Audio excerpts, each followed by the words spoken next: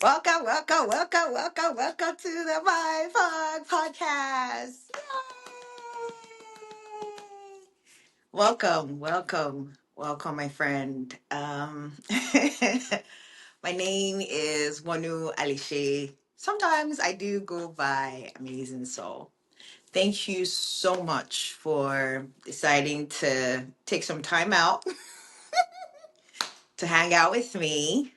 And today on the podcast, we'll be talking about something that I've had a pretty interesting relationship and experience with that I would love to share with you.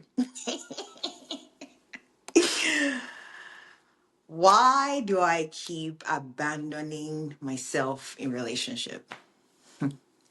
First of all, let's start with a question that I have asked myself more times than I can count.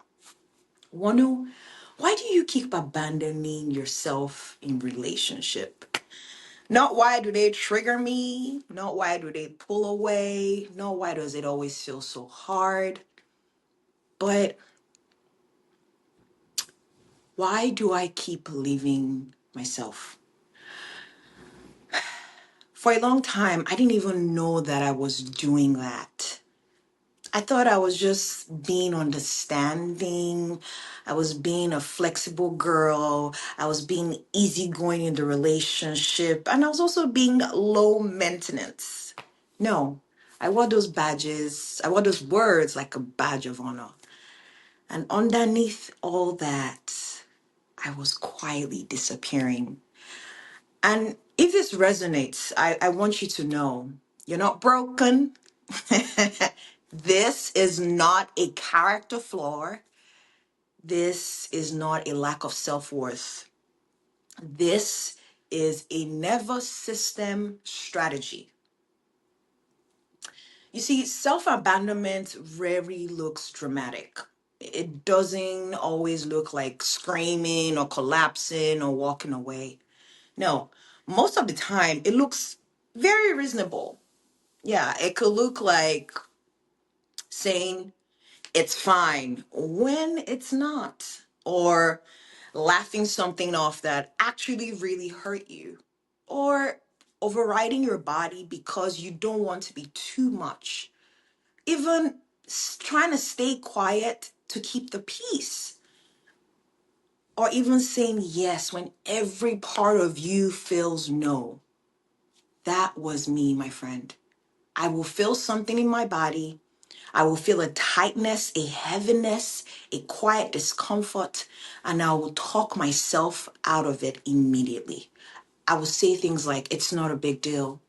I'm overthinking. They didn't mean it that way. Let it go, Wanu. And I got really good at that. So good that I didn't even realize I was leaving myself behind.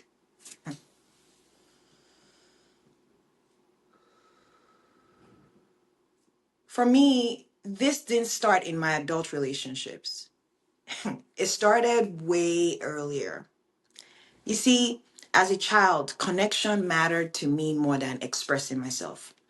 Being attuned to other people mattered more to me than being attuned to myself. I learned early on in my childhood, without anyone ever saying it out loud, that staying connected meant staying agreeable. It meant reading the room. It meant adjusting myself. It meant shrinking certain parts of myself.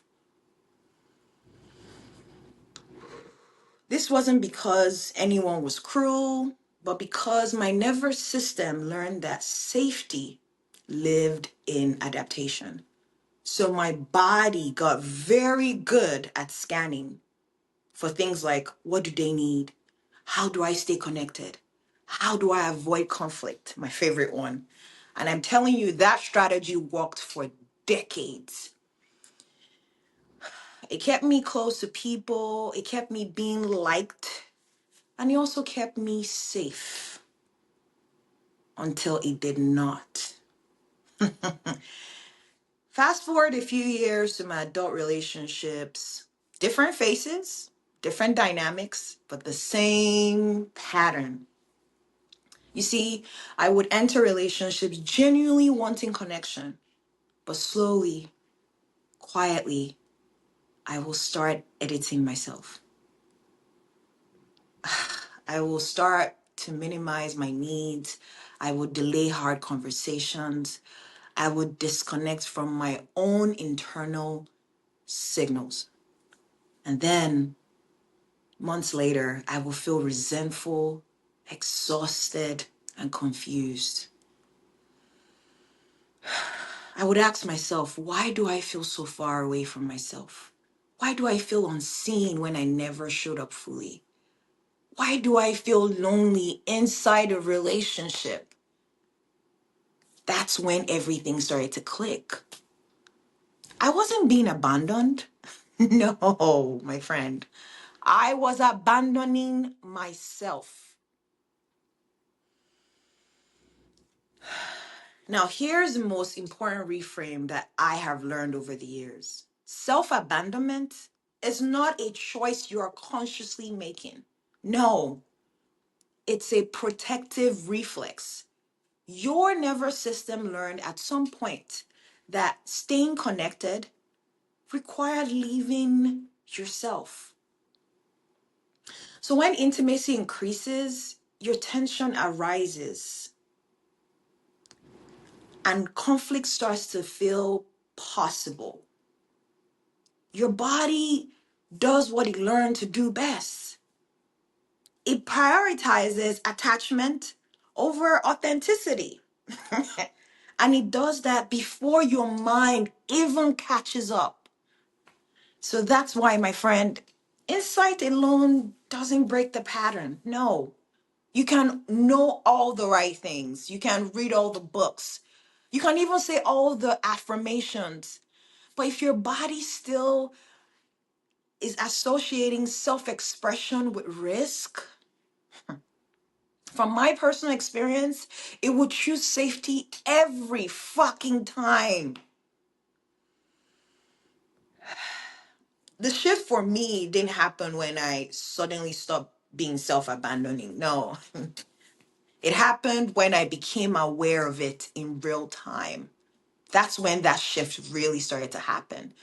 You know, I started to remember moments where I felt the urge to override myself. And instead of pushing it away, I paused. I would notice, oh, this is the moment I usually leave myself. And this is what will happen in my body. My chest would tighten, my breath will become shallow, my thoughts would rush to smooth things over. But this the magic. Instead of fixing it, I stayed. Not perfectly, not eloquently, but honestly. Sometimes that meant saying, I don't actually know how I feel yet. Or I will need a moment with this. Or sometimes I would tell myself, something about this feels off for me, and I want to take some time to understand it. I'll be honest with you, man. That was fucking terrifying at first. Yes, it was, because my nervous system equated honesty with loss. But something surprising happened during that process. The more I stayed with myself, even awkwardly, the safer my body began to feel safe inside of me again. Here's something I want to normalize. Awareness doesn't mean the pattern stops showing up. No. Even now, I still notice my impulse, but there's a huge difference.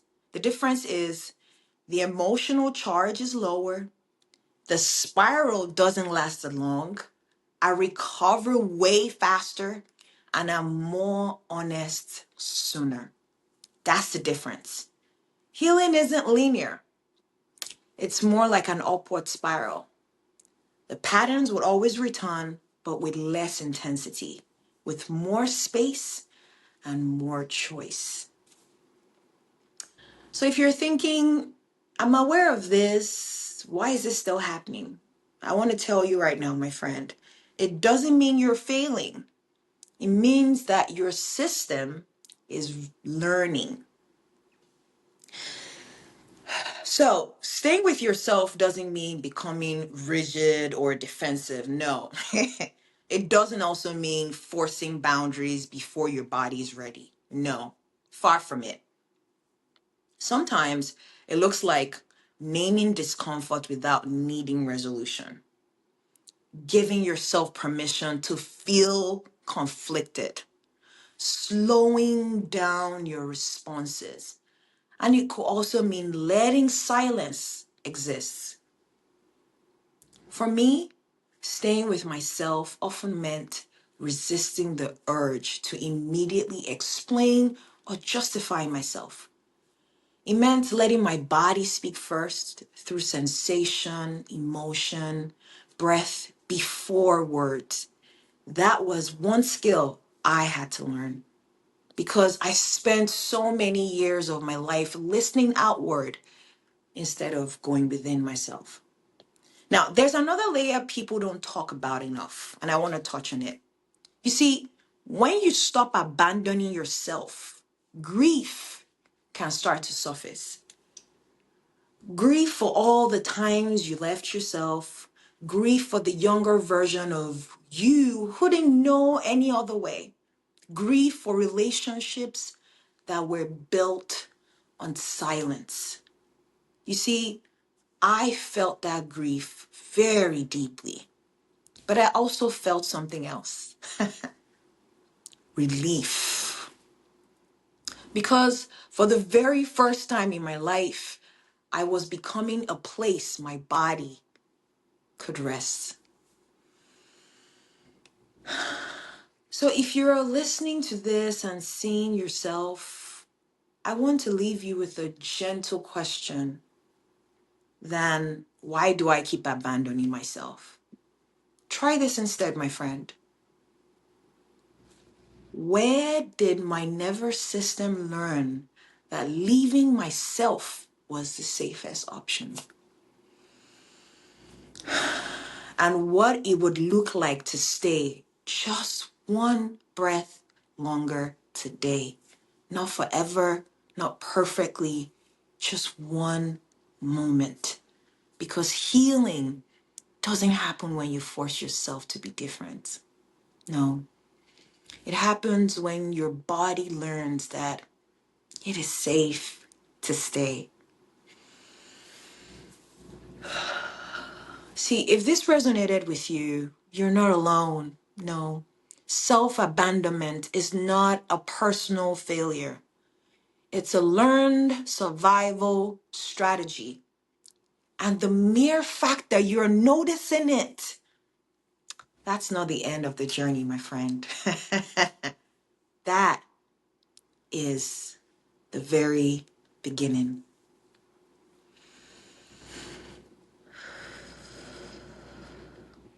I want to thank you. I want to appreciate you for taking time out to listen to me and hanging out with me. I'm sending you so much love from my heart to yours.